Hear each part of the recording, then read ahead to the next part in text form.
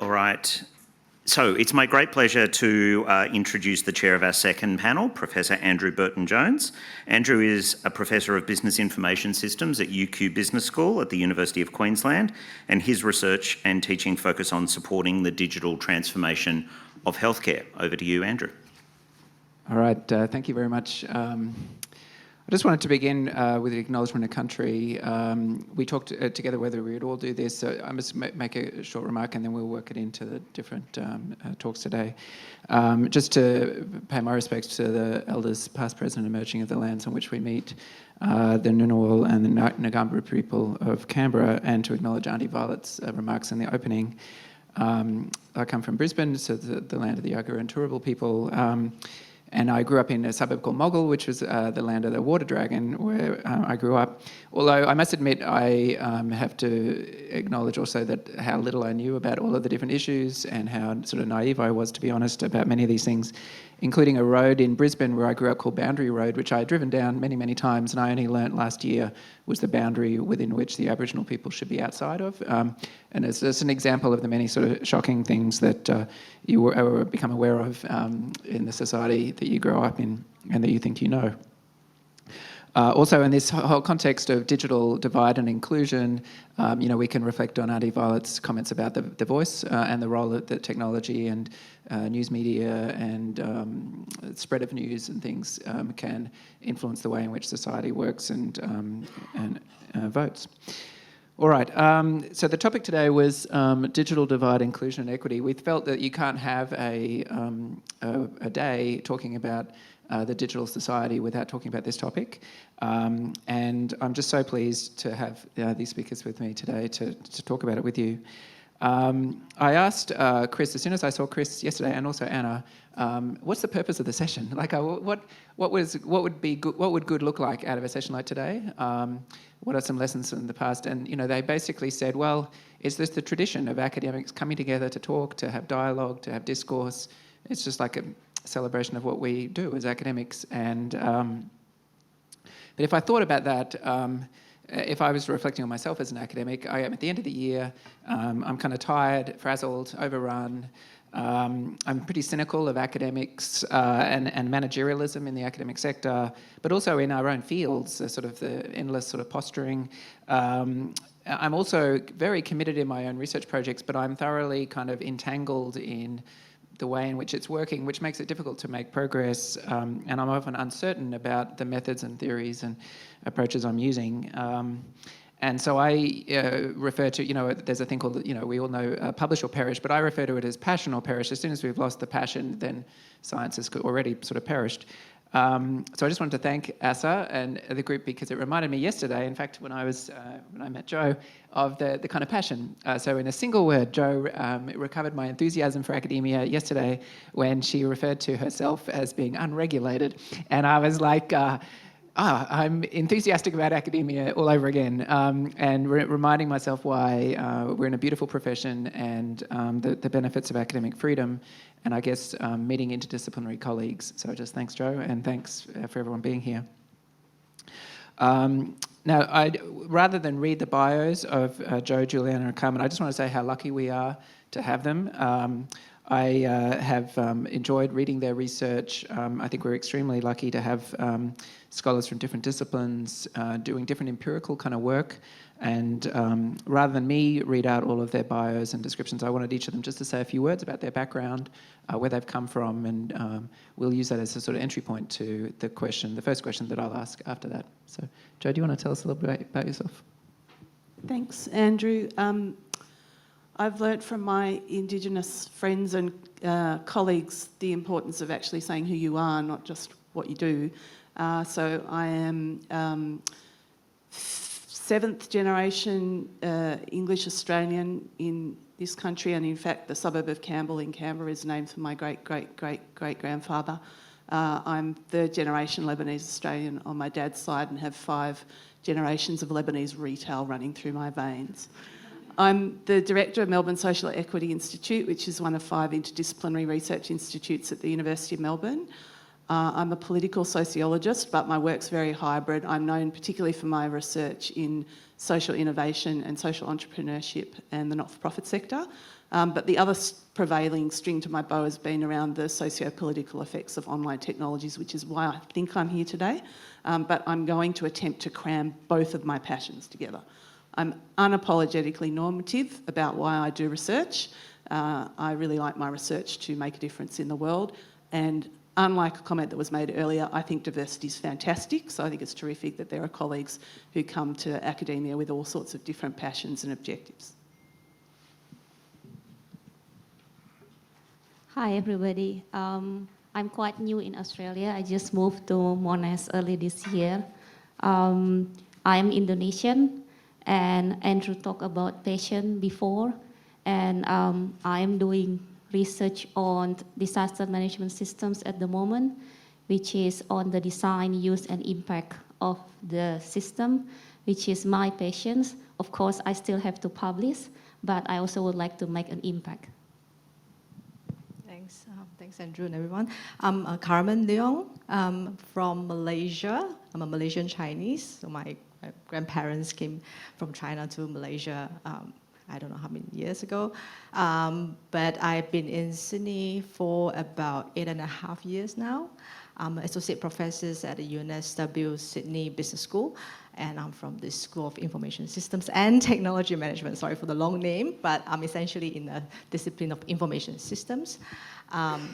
Someone who have struggled to explain to my parents and friends what an information system is. I can't fix a computer, obviously. Yes, but I'm passionate about the work that I do as well. So my research is about mostly case studies, and I do research in and about how organizations, profit and non-for-profit, leverage technologies and implement changes. I'm very excited to share more a bit later. Thank you. All right, so we'll get into it, and I think you can tell from the passion of their descriptions of their own work that we're excited to have them. Joe on that normative angle, Juliana is doing a lot of really innovative work at a national level in Indonesia, and Carmen in our own field has been a real innovator in sort of action design kind of methodologies, which is we'll talk about in these opening remarks. So what we thought we'd do for this one is start with unpacking the problem, and we'll go around looking at how we can unpack the problem of digital divide, inclusion, equity. Then we'll flip it and think about maybe some positive perspectives on that, some situational perspectives on it, to then lead into the third bit will be, well, what should we do? Well, how can we take it further? What could policy maybe learn from this? So in terms of unpacking the problem, we'll start with Joe.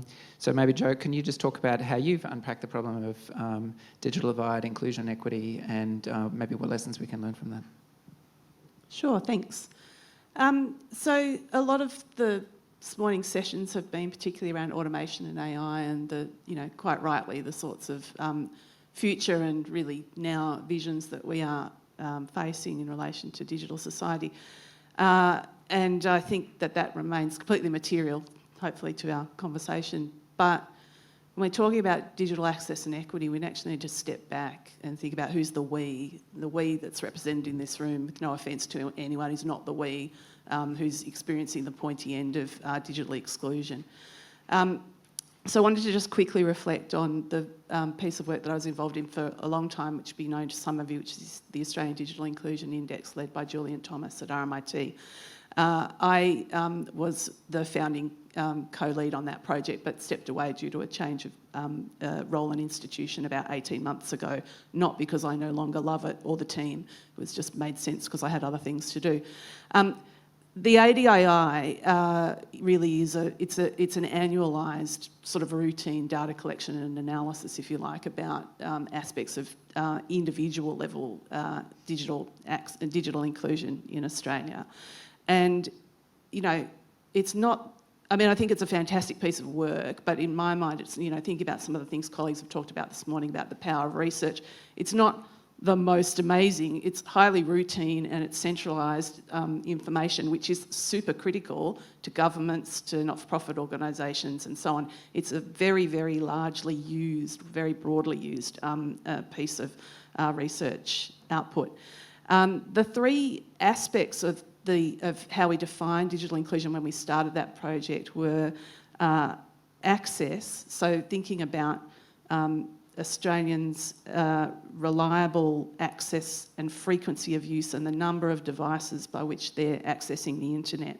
So we're starting at that point of accessing the internet and now digital technologies more broadly. You know, if we think about where we're seated, we're positioned, and some of the things we've talked about this morning, nearly 2.5 million people in Australia don't have access to the internet. So some of the things we're talking about are so well beyond the day-to-day experience that there's real, you know, fundamental issues. The second part of the index is around affordability, and that's the percentage of household income that's spent on access and use of online technologies. And we know that that's different for different people. You'd be very unsurprised to hear that digital exclusion copies the same sorts of contours as socioeconomic exclusion more generally. But there are some specifics, such as people who are mobile-only users, which includes people who are experiencing homelessness, pay a lot more for their access to online technologies than people who are on fixed broadband. And then the third piece to it, which is really important, is ability, and that's about the types of use that we all employ of digital technologies, the skills and confidence we bring to that work and to how we use things. And it's not just about our consumption, it's about our production in cyberspace. So that's they're the key factors of the Digital Inclusion Index. And what I did want to do, though, was actually move on. There's a lot of critique that could be applied to the index and possibly will be, and I'm conscious that colleagues have got things to build on that it doesn't touch. But the thing I wanted to do was talk about the thing that when we started doing that work, one of the things that I asked was, can we also look at organisational level digital exclusion? Because my area of focus is social economy and not-for-profits, and we are really aware that the not-for-profit sector is quite digitally excluded, and that's an international truth. And we weren't able to find the resourcing to do that, and the unit of analysis for the ADII is individuals. But it's becoming more apparent, and it's troubling me at the moment because I'm doing the expert advisory work for the National Not-for-Profit Sector Development Blueprint, which the government's committed to rolling out, we hope. And I just wanted to raise a few points for people to think about and then explain really quickly why I think it's an issue. The latest Digital Technology in the Not-for-Profit Sector report, which is done each year by Info Exchange, just came out last week, shows that only 13% of not-for-profit organisations have a documented cybersecurity plan. That data capability across that sector is relatively low, in fact, strongly relatively low, and that the persistent top three challenges that have been seen year on year in this particular piece of research are lack of funding, so affordability for this sector, staff capacity and capability or ability in this sector, and then access to affordable, skilled technical resources, which is access. So there's a kind of parallel to the ADII. And why does all of that matter? I'm going to stop in a second. The not-for-profit sector employs nearly 11% of the working population in Australia. All of the public universities in Australia are registered charities. We're part of the sector. It's a hugely diverse sector. There's an estimated 400,000 not-for-profit organisations in Australia, of which only 70,000 registered charities are the ones we know employ. More of them do. And they are in a central role in the delivery of services in this country, and that is becoming an increasing challenge. In a network society, your network is only as strong as your weakest link, and I certainly don't mean to suggest that people and organisations in the not-for-profit sector are weak, but they are structurally weak on digital access and equity, and that is starting to create very real challenges both for governments and philanthropy who purchase from them, and more importantly from the communities that they seek to serve and the people who access services through the not-for-profit sector. So I think it's a really major issue. Thank you. All right, thanks, Jo. So what we thought we'd begin with is, where is the forefront of work in this area already? And, one example was the Digital Inclusion Index, but it's taking an individual focus, and it's missing this whole organisational enterprise piece, and particularly, let's say, the non-profit sector. So that would be one area that we could do more advances in. But for another area of unpacking this problem, How would you like to go from here, Carmen? I can go. So I think if you look at inclusion and equity, I think it's really something that we need to consider and acknowledge about the differences in where we started, and regardless of whether the differences is induced by the use of technology or not. And I do see technology as one of the means to help us to bridge that gap as well. So just, I think, building on what Joe has mentioned about the ADII and the index, which I also use in my work, by the way, there's a critical need for us to look at how inclusion and equity is specific to groups, population, and even organizations like NGO, for instance. Just to give you an example, in my work, for instance, I'm sure all of us, many of us know about fintech, financial technology, in the example of mobile payment, peer-to-peer lending, crowdfunding, and even blockchain, cryptocurrencies, right? So in my work, where I did about 7 years ago in Indonesia, for the population to be considered economically included, what does that mean? Now we're looking at a population where more than 75% of people are actually unbanked or underbanked, which means they have certain access to bank services, but that's about it. So that's the unbanked and unbanked. 75% of the population, they don't need smart contract. They don't need blockchain. So what they need is affordable financial services, which helps them to keep their money safe, which helps women who are not allowed to travel far from their home to do their small businesses because of traditional norms and expectations. So these people need financial services which will help them to do their micro services, getting payment from their customers. So I guess my point is about the inclusion and equity has to be specific to the needs of the people when we try to unpack the problem.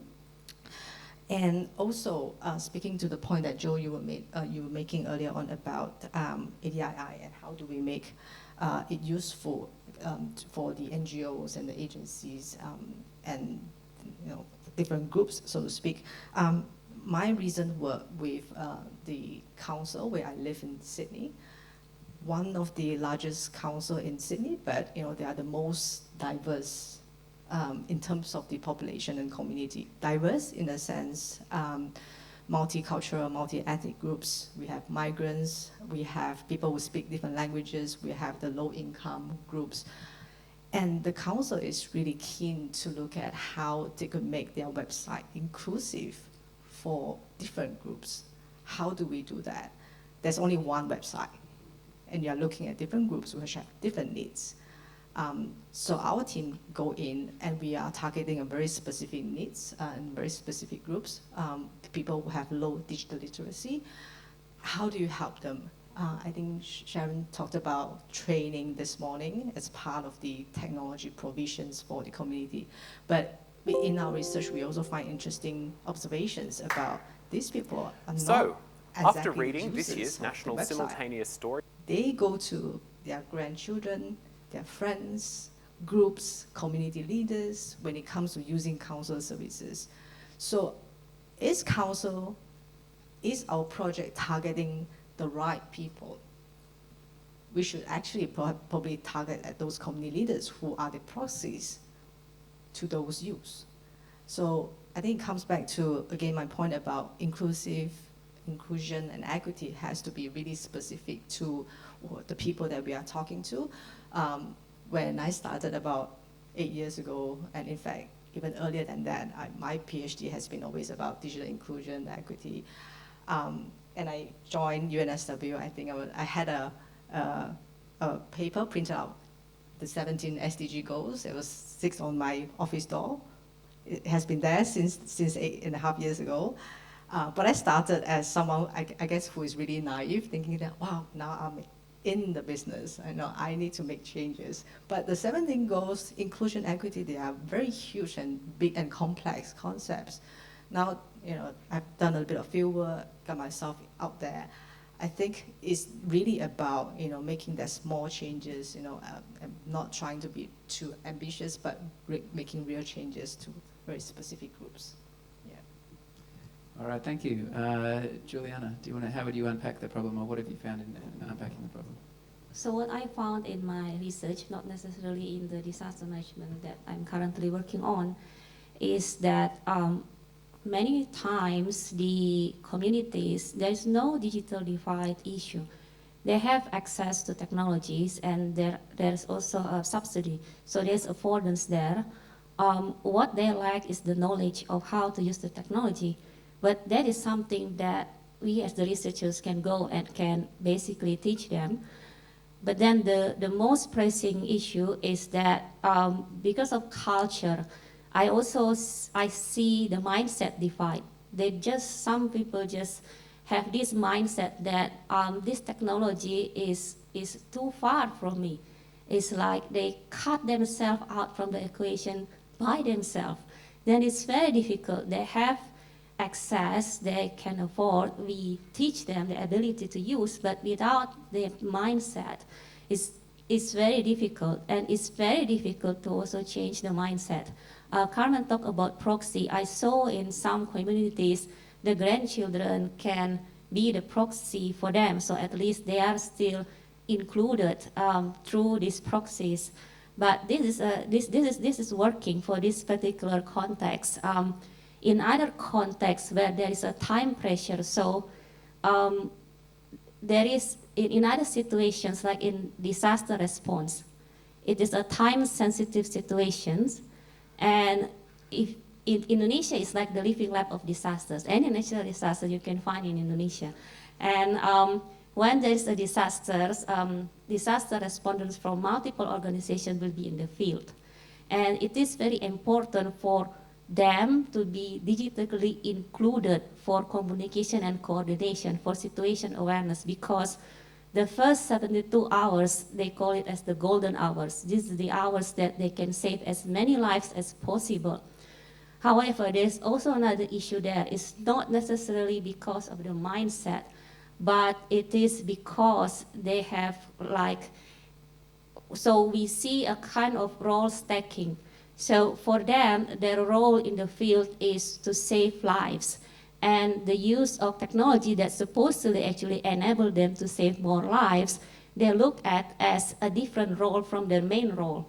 So they kind of stack the roles, and then that makes them, it's kind of also they themselves cut themselves out from this equation of digital inclusions, which has consequences on the victims that they could otherwise save faster. And yeah, that's the challenge.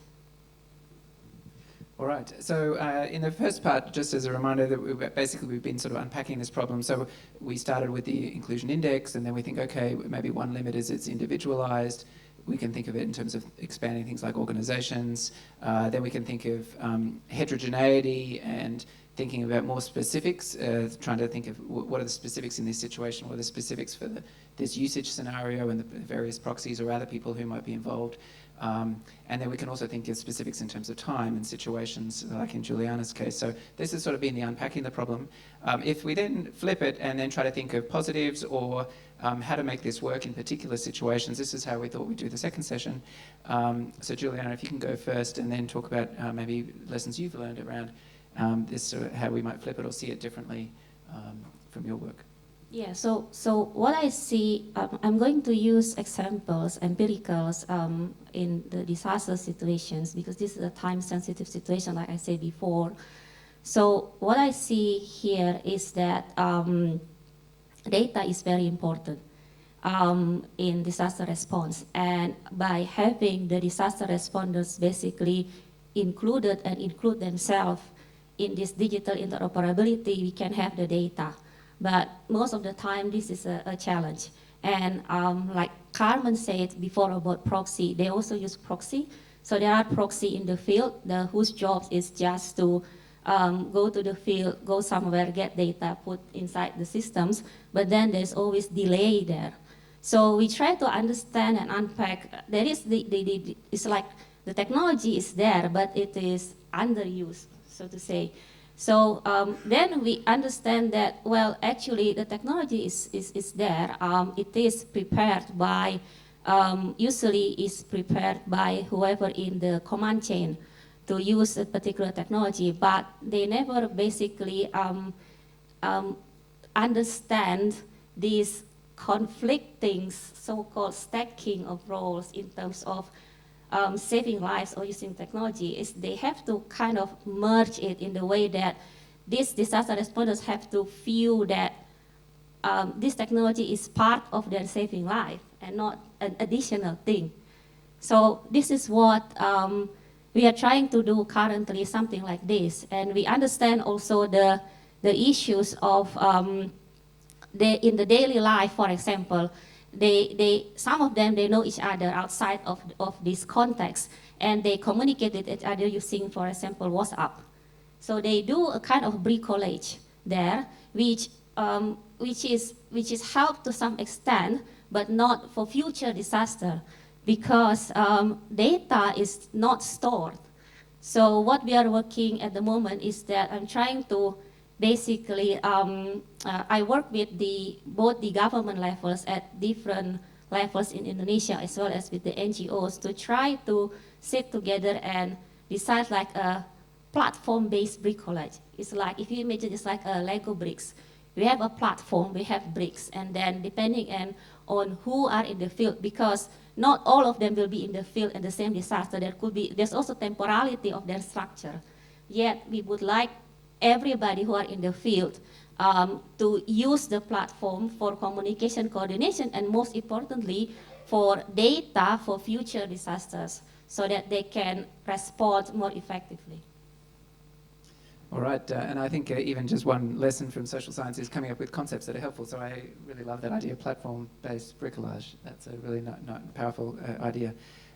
Carmen, how about you in terms of flipping it and looking at it differently? Yeah. Juliana, Andrew, and I actually had discussions about this as well. So thinking about how technology is bringing in impact or being used in a positive or negative ways, and I like to think about it as something along the same line but slightly different. I think technology could help to generate some positive change. We could use it in a positive way, but sometimes, as what we heard this morning, there are some challenges we need to overcome. Sometimes it brings negative issues and unexpected situations that we did not anticipate. In one of the examples, which I'm also going to illustrate a bit, is with that study, actually, I actually found that the dichotomy between positive and negative doesn't necessarily have to be approached in a way that, oh, this is negative, should we look at it so that we don't and avoid all the negative consequences and negative implications of technology, but really looking at how technology could be applied in different situations and circumstances. So in one of the work that I've done, also back in Malaysia, where my hometown is how people are using social media to organize a movement on the ground. Not sure anyone know about the political situation in Malaysia, but basically a few years back, the country is still ruled by a single party, and they have been in the ruling power for more than 60 years, and since its independence. Something that's quite difficult to comprehend, but for Malaysians, there must be some issues that that is very deep-seated and very hard to overcome. I remember when I was young, my parents used to tell me, we're going to vote for the opposition, but don't tell anyone. It's that kind of upbringing that we will grow up. Anyway, so this study that I was looking at is a few years back, and this movement actually was happening sort of over the online and offline ground. Where the younger people, the younger generation, come to realize that, hey, there's this Facebook, there's a lot of online social media platforms which we could actually voice and make ourselves heard. And people start doing that. But you must also know that there will be some other voices that come out and say, oh, you know what, people are just hiding behind the computer. Terms like keyboard warrior, clicktivisms, right? You are supportive, but you claim yourself to be an activist, but you're only clicking yourself away on the keyboard. How is that going to bring changes? So in this study that I've done, so what happened was that I speak with these people who organize the rallies. Very often they are like people like you and me, they are full-time moms. Some of them are professors. Some of them are just doing their own little businesses. So they're not full-time activists, so to speak. And it came also from them that it's very hard to sustain themselves in terms of income and livelihood, being a full-time activist. So they have gone to social media, for instance, and say, oh, let's just maybe start with some education awareness, and it sort of start off from there. People like it, people comment, people share it, and it sort of gather attentions over time. And you'll be surprised to also find out that these people actually manage to organize rallies in more than 90 cities that happen at the same time, more than 90 cities. Never had this happen before, 20, 30 to 20 years back, where I was still very, very young. Activists, movements only happens on the streets. But this is something that's massive, transnational, and it's made possible with technology. And just to bring back to my earlier point about the negative and the positive. So with this study, we also actually found out that, yes, when people are talking about it, when it's heated, when this media is publishing on the headlines for a month, people are very active on social media. But a few weeks, a month down the road, when things sort of quiet down, it seems like no one is on Facebook anymore talking about the same issues. But without us realizing, social media is still playing a role in that. Because think about how those networks between the activists are still being sustained despite, no one is on the street anymore, media is not publishing it, the network is still there. And movement and changes doesn't happen overnight. This particular example will take 40, 50 years already. And when this period that we call the period of abeyance, where it seems quiet, no one is talking about it, no one is on the street, social media is still playing a role by sustaining and maintaining that network. And it hosted all the knowledge about what happened in the past. So when the next time, when something happened and people, maybe the elections are happening again in a few years' time, people will again go back to social media and find out, oh, 3 years back we have this happening, and let's read about it. And the activist network could be sort of reignite more efficiently. So I think there's a positive and negative, but also a matter of how we use it in different situations. Okay, that's great. So again, in sort of flipping just from beyond how we can overcome digital exclusion and thinking of technology positively or negatively, we can actually think about how does the phenomenon itself change over time. So that's what Carmen's work is really showing us. And then Joe, how about you in terms of your experiences? Just want to reflect actually on both of the research examples you gave in relation to the earlier question about the future. You can see a kind of an iterative relationship here with the knowledge, being retained, reinvested, so the future's kind of building itself. That's probably overly romantic of me, but it sounds quite compelling, what you've described.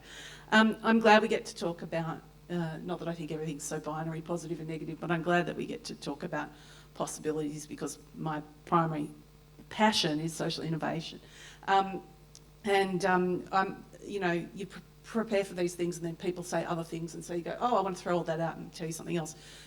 So just really quickly picking up on both what Joy talked about this morning with regard to the first industrial revolution and your comment just then about platform bricolage. One of the models in the social economy that I've been particularly captured by is the rise of platform cooperatives, which are drawing together the abiding principle of the cooperative movement, which was a reform movement in response to the limitations of the Industrial Revolution of one member, one vote.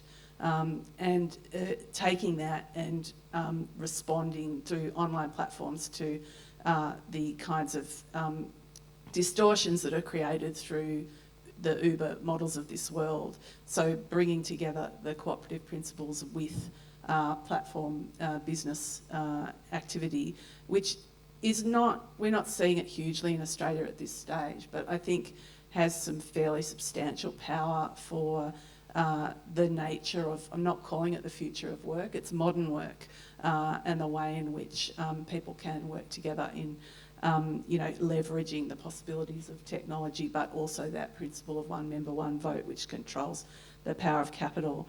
And if you don't think the cooperatives movement's very important anymore, I would observe that it's not super important if you look at it, if you measure it through the lens of capital, but actually the cooperative movement worldwide employs more people than all the multinationals in the world put together. So in terms of capital, it's a very substantial labour movement. A couple of other examples, though, that I did write down, going back to the not-for-profit sector in Australia and things that it's doing. One of the things the latest NFP digital report found is that there is actually a shift towards use of generative AI, which we may see as positive, negative, or all together. But we're starting to see some interesting innovations, or at least experiments occurring. So one I wanted to mention is Justice Connect, which is some of you would know, not-for-profit legal service located in Victoria. And they, working with the University of Melbourne, have created an AI model, which is a natural language model that's been designed to support people who go onto the internet looking for legal services. And it's the point of the model is to try and get them off what's called the referral roundabout, where the nature of the language that they use isn't the nature of the language that both systems and professionals use, and so they get shunted around from service to service trying to find what it is that they need. This natural language model is based on 11,000 real-life samples, which, with the consent of those people, they're the people who seek access through Justice Connect. And so the natural language model's been built based on real people who are diverse and use different words and are not just tech bros from Silicon Valley.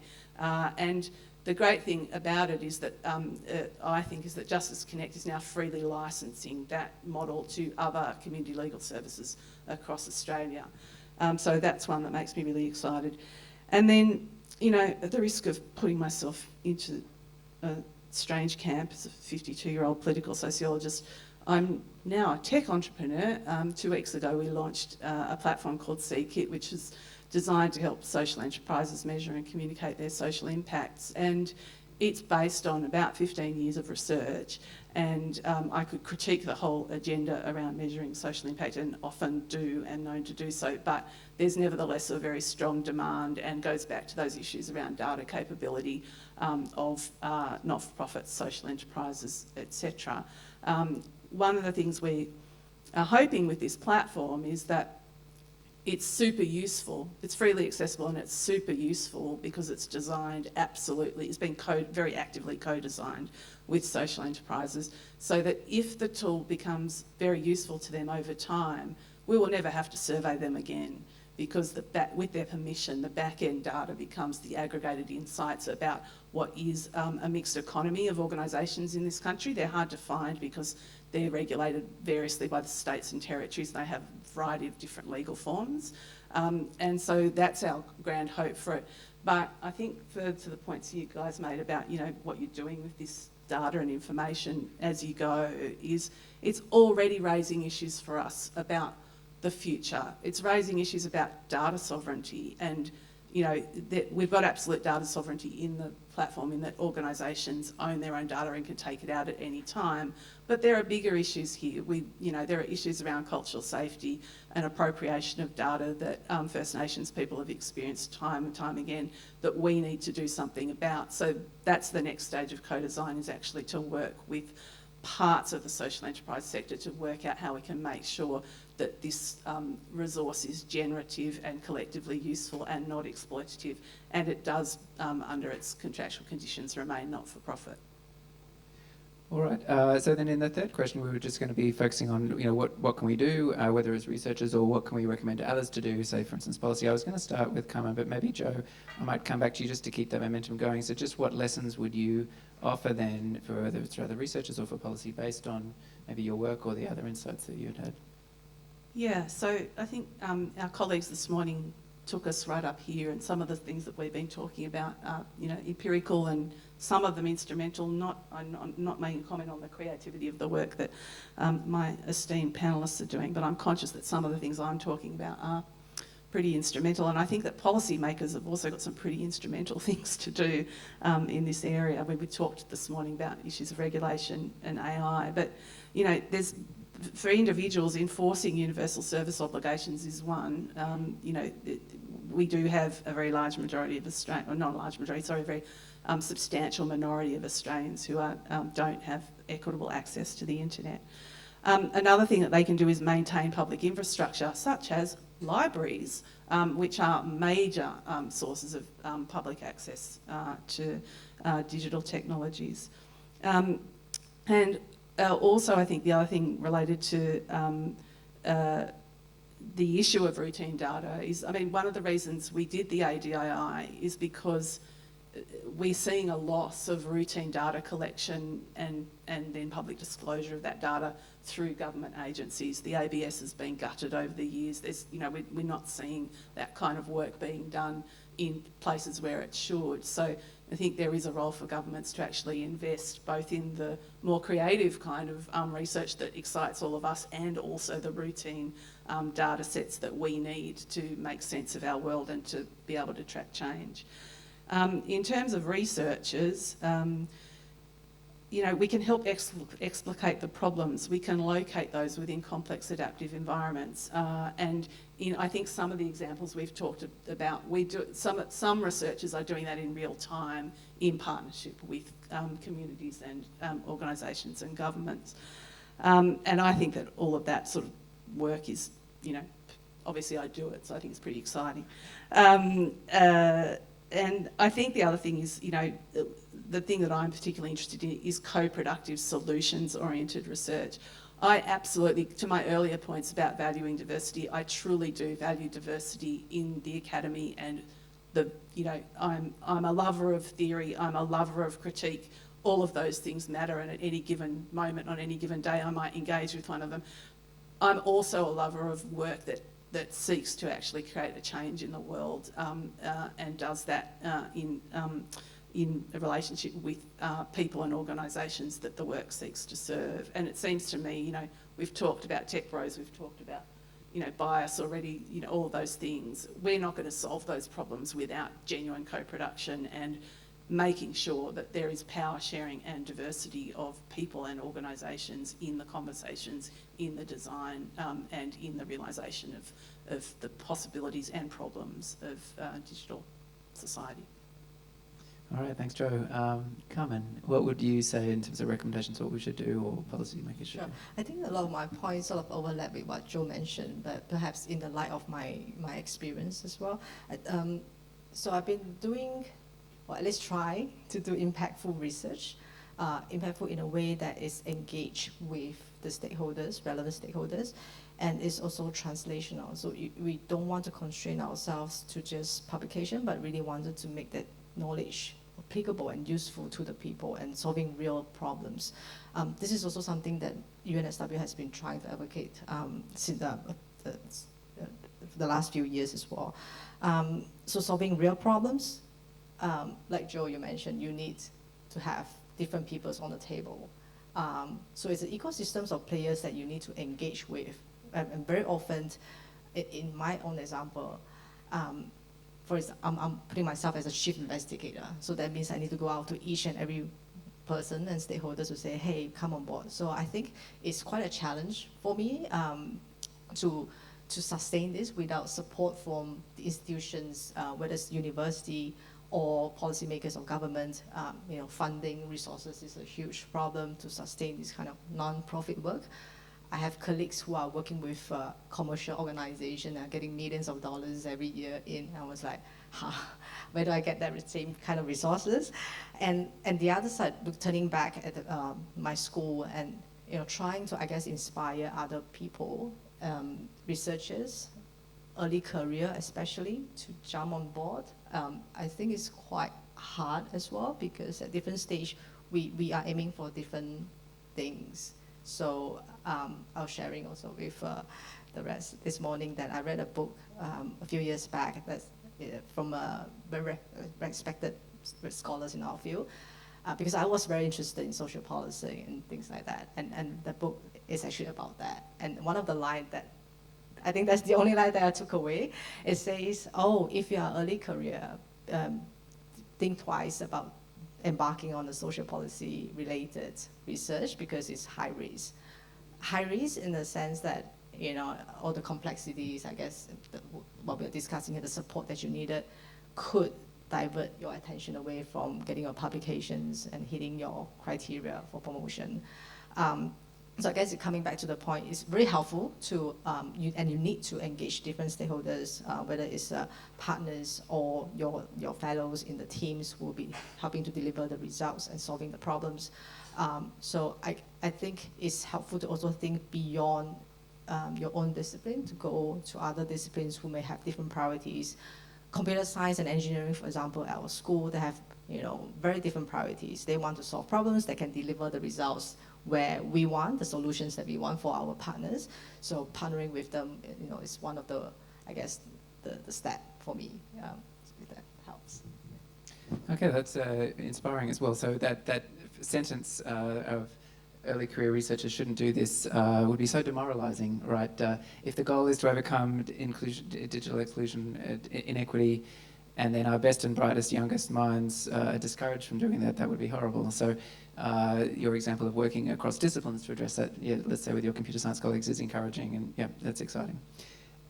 Juliana, last words, and before we open it up, what would you recommend that we do? A lot of time I see that policy is announced without the policymaker know exactly how to achieve that. And it's kind of a it's kind of an instructions, like this year the president in Indonesia announced that we are going to have one disaster data, but then like how? So and like what Carmen said, in the non-commercial setting the resources are limited, and I'm working in the setting my own resources also are limited. So how can I basically help them? Of course, I also work with I try to bring together people from different disciplines, because it's very important to have people from different disciplines to work together on this. I bring together the stakeholder organizations, both governments at different levels and NGOs, like I mentioned before, but I'm only one person. So how do I scale it? What I'm trying to do, actually next week, is to pair up the agency with the local university. So like Indonesia has now, they keep adding provinces, so I think now it's 34 provinces. And then there are regional disaster management agency. There's it's a very small level of disaster management agency, and there are universities. So I'm trying to pair them up in the way that whatever that I'm going to do, it can be scaled up, and they can also help locally, in the local context, because local is very important. And Joe also talked about data, so that's also help in the extent of the data aspect of it, to together achieve the goal.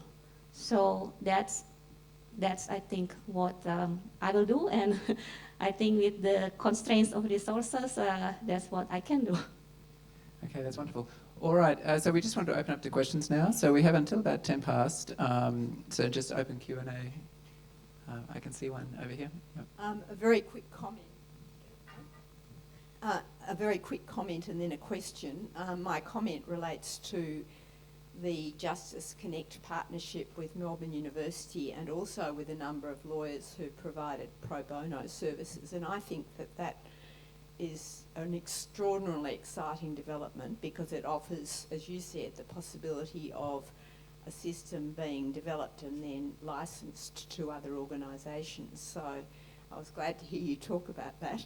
I happen to be the chair of Justice Connect. Good Sorry, job. I should have said I'm Marcia Neve. I should have said my name. It's always very bad giving examples when you know that someone in the room's probably helped make it happen. No, I didn't, but I'm very excited by it. But my question related to Indigenous communities, particularly relating to particularly remote Indigenous communities, and I was interested to know whether any work has been done in that area using the co-design principles that you've been talking about, because it seems to me there's a burning need in that area, and probably digital approaches in this area are something that could help to include it could help to create inclusion and equity, or could it actually have the opposite result? So if any of you have any comments about work that's being done in that area, it'd be very interesting. Yes, so the ADII team works with the Assistive Technology Centre, so that brings an element of Aboriginal control to the work that they do in place. But Ellie Rennie in particular at RMIT has done quite a lot of work in that area. And indeed, the ADII is not, I didn't mention, it's funded by Telstra, or has historically been funded by Telstra and is at the moment. It's never been funded by government. But Telstra itself, remarkably, does quite a lot of very good work with some of those communities. I think it goes a little bit to work that Carmen's observed in a different context. There's issues around the way we use technology. So, Ellie did a case study in an earlier report for the ADII where she had observed that people in the remote community she was working in, there were up to 17 people using a single device. And the people who designed that technology had never thought about it being used in that way. And so then you get an immediate divide in actually the functionality of the device. But yeah, I think, the main principle here, of course, is Aboriginal control and self-determination. So more to be done, but it's definitely needed. I'm sorry if you have other comments. Did you want to make any other comment? No? Okay, thank you. Yes, thank you. That was fascinating. This is a very simple-minded question that each of you addressed in a different way in that last session. But I'm still going to ask it. I suppose our first session was about the alarming disruption that digital society is positing for the future, and it kind of ended with the question of regulation. This session has been really affirming in the sense of what a digital society might look like in terms of enabling civil society or a diverse civil society to engage in those kinds of opportunities. I suppose two parts to this question. The first is, what is the crucial difference that takes us from, in a sense, the alarmism of the first session to the optimism of this session? And secondly, and partly this does touch on the issue of in what ways different communities, disempowered communities, marginal communities might engage in a digital society. In what ways is a digital society in itself reconstituting civil society? Joe, do you want to go first on that one, with your politics background, or? I'm just conscious I did the last one, so I want Juliana or Carmen? Speak.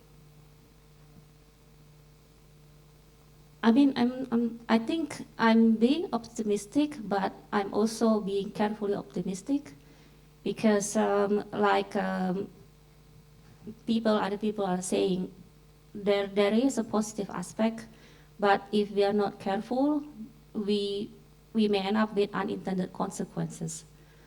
So I think that's my answer to your first questions.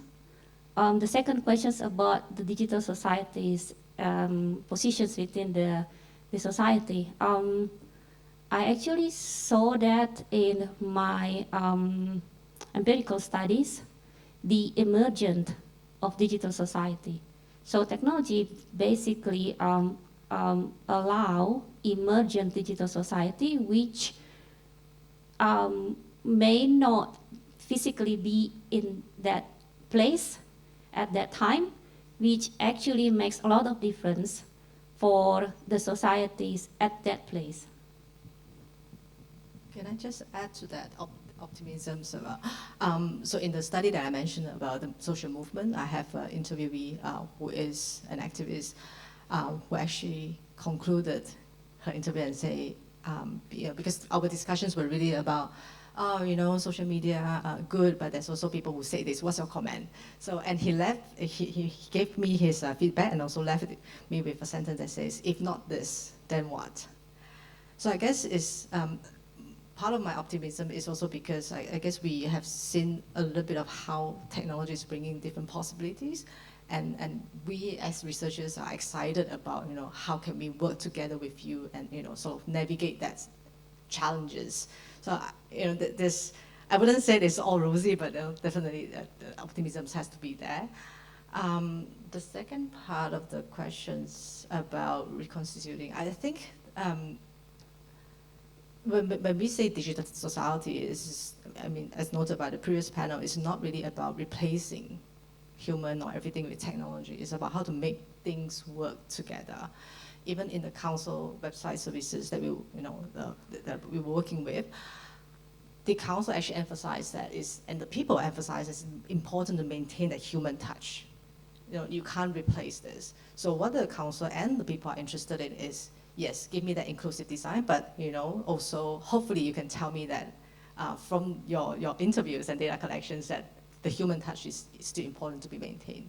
So we are still halfway there, but this is something that we do see important as people give us feedback about the importance of it. And I think, I like social innovation to get excited about things that might make things better, because I find that a bit more interesting than prosecuting the problem over and over again relentlessly, even though I know that's super important to do.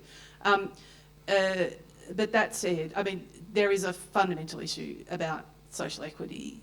I don't think there are permutations in digital inequity that require specific kinds of intervention, but the broader issue is we're just getting an increasing socioeconomic divide more generally, and there are now some other factors driving that, but none of it's going to be resolved while 17-year-old tech bros and highly esteemed senior academics sit in rooms together. And I'm not mean to be critical of this conversation, but it's only going to change when we share power, when we do more co-productive work, and where we allow for some disruption to the privilege that many of us hold.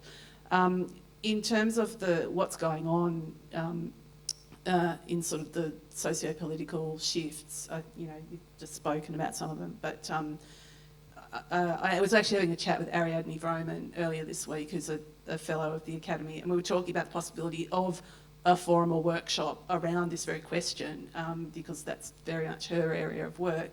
The thing that's really bugging me, because I'm currently doing this advisory work for the National Not-for-Profit Sector Development Blueprint, is how much people have their heads in the sand about the fact that, like, we've seen a massive decline in volunteering, and that's a worldwide phenomenon, but actually we're not seeing a decline in volunteering. What we're seeing is a rise in mutual aid, a rise in more direct ways of giving, but there are issues. You cannot have a win in gender equity, in labour market participation, without there being fewer people around to volunteer. There's a sort of, points of connection between these things. But the other thing that I think particularly not-for-profits are not really on top of fully is the way in which we're giving financially. So if you haven't read Ariadne and colleagues' book on crowdfunding, that's a good starting point. But there's much less formal donating to charities than there has been traditionally, and that's partly because we have climate crises, and you can get online and you can give directly, and you don't need to go through, the Red Cross or whatever. So there's various permutations like that, as well as the possibilities. And something that you described in your work, I read a much earlier version of it 20 years ago, which was called spontaneous polymorphous information networks that emerge through online capability when there's a collective need or a sort of move towards collective action. So there's a lot going on, and maybe we do need another workshop or forum to discuss it. Yeah. Yep. I think my note might sound slightly sceptical, but and otherwise a very interesting range of presentations about inclusion, which I'm not discounting. But I guess I'm thinking about something that's sort of left out of the discussion, and that's reticence, refusal and resistance to inclusion in digital spaces. We're kind of assuming that digital inclusion is a positive, and I guess in many ways it's been identified it is. But digital society is also about surveillance. And some people, of course, want to resist inclusion in some of those ways. And I'm just wondering, and it comes down, it's not just a big political statement, I guess, about political resistance, but also down to the level of consumerism, because a lot of these processes of inclusion and surveillance are driven by commercial interests and so on, as well as attempts to restructure governance. But, for the person who's sceptical about being part of this society, how do the institutions respond to that, and how should they respond to that, given that digital inclusion is an unqualified human good for everybody? So, yes, agreed. And actually, one of the jokes I persistently made, because I like to make jokes with the ADII team, was that perfect digital inclusion, according to the ADII, would actually be digital pathology. You'd be like, like attached to 12 devices 24 hours a day, doing digital stuff, and then what happens to your real world. But to your point about the surveillance, I think, yes, I guess there's an issue there around digital ability, which is literacy and agency, and being engaged with making purposeful choices about where and when you connect. Of course, I'm Foucauldian by background, so of course you can have agency, and yet still there's everything that's going on around you. As soon as you use the product, you become the product. So I don't know. None of us are people who do behaviour change work, so I don't know what the answer is. But I guess that there, in an advanced so-called liberal democracy, there's going to be resistance, there's going to be refusal, and that's okay. I don't think any of us are arguing for a utopia where everyone is online having a fabulous time, or everyone is co-producing AI all the time. It's more about access and equity is more about being able to be engaged and being considered in the design and evolution of the ways in which we interact with each other and the ways in which we access resources. I can just add to that. I have a piece of work that's looking at surveillance, but in a very small and controlled scale. So it's basically a monitoring systems for seniors who prefer to live independently at their home. It's somewhat surveillance because it gathers data about their movement in their room, and just in case they've had a fall, they'll be able to deliver help immediately.